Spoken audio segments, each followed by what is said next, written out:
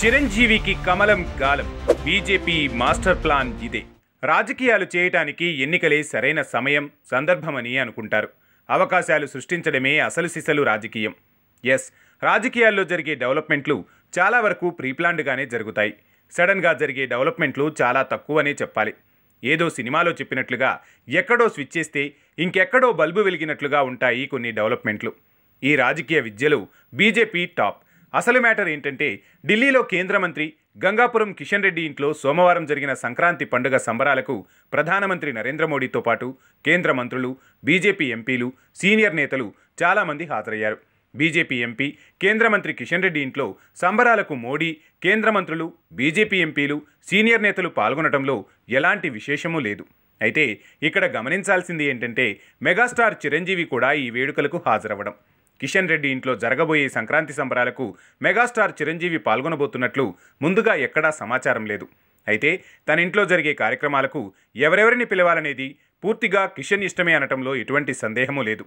ప్రత్యేకంగా చిరంజీవిని మాత్రమే పిలవటంలో ఆంతర్యం ఏమిటన్నదే అర్థం కావటం లేదు.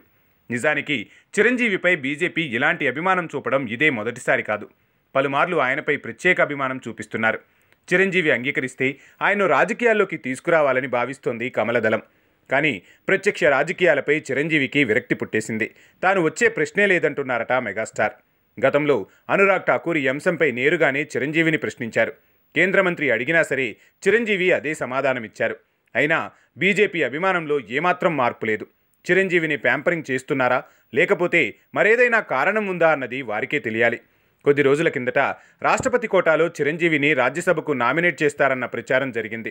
వివిధ రంగాల్లో పేరు ప్రతిష్టలను సంపాదించిన వారిని ఈ కోటాలో రాష్ట్రపతి నామినేట్ చేస్తారు. రాజమౌళి తండ్రి, సినీ రచయిత విజేంద్ర ప్రసాద్ను అలాగే నామినేట్ చేశారు కూడా. ఈసారి ఛాన్స్ ఇస్తే సినీ రంగం నుంచి చిరంజీవికి మించిన చాయిస్ ఉండదని భావిస్తున్నారు. బీజేపీ ప్రేమిస్తున్న తీరు చూస్తే ఇది నిజమవుతుందన్న అభిప్రాయం ఎక్కువ మందికి కలుగుతోంది. మరోవైపు చిరంజీవి అంటే కాపుల ఆరాధ్య దైవంగా బాగా ప్రొజెక్ట్ అయిన విషయం కొత్తేమీ కాదు. 2009 ఎన్నికల్లో పీఆర్పీకి కాపులందరూ ఓట్లేయకపోయినా పోలైన సుమారు 70 లక్షల ఓట్లలో కాపుల ఓట్లే ఎక్కువన్న విషయమూ అందరికీ తెలిసిందే.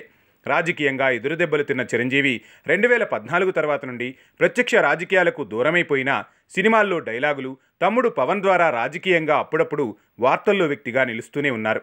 ఏపీలో కాపుల ఓట్లు పవన్ ద్వారా వస్తాయని బీజేపీ అగ్రనేతలు అంచనా వేస్తున్నారు. ఇదే సమయంలో తెలంగాణలో పరిస్థితి ఏమిటి అన్నదే అర్థం కావటం లేదు. అందుకని చిరంజీవిని దువ్వుతున్నట్లు అనుమానాలు పెరిగిపోతున్నాయి. చిరంజీవిని బీజేపీలో చేర్చుకునే అవసరమైతే పార్టీ పగ్గాలు అప్పగించటమో లేదా సీఎం అభ్యర్థిగా ప్రకటించడమో చేస్తే తెలంగాణలోని కాపుల ఓట్లు బీజేపీకి పడతాయని కమలం పార్టీ ఆశిస్తున్నట్లుంది. తెలంగాణలోని కాపులను చిరంజీవి ఆకర్షించి పార్టీని గెలిపిస్తారని అంచనాలు వేసుకుంటున్నట్లుంది. అందుకనే అవకాశం దొరికినప్పుడల్లా మోడీతో చిరంజీవి భేటీని పార్టీ ఏర్పాటు చేస్తోంది. లేకపోతే కిషన్ ఇంట్లో జరిగిన సంక్రాంతి సంబరాలకు ప్రత్యేకించి చిరంజీవి ఢిల్లీకి వెళ్ళి మోడీతో కలిసి పార్టిసిపేట్ చేయాల్సిన అవసరమే లేదు. మోడీ చిరంజీవి భేటీని ప్రత్యేక చొరవతో కిషనే ఏర్పాటు చేసినట్లుగా అర్థమవుతోంది. తన ఇంట్లో జరిగిన సంబరాలకు సినీ ఫీల్డ్లో ఉండే ఇతర సెలబ్రిటీలను కూడా పిలిచుంటే అప్పుడు ఈ వ్యవహారం వేరుగా ఉండేది.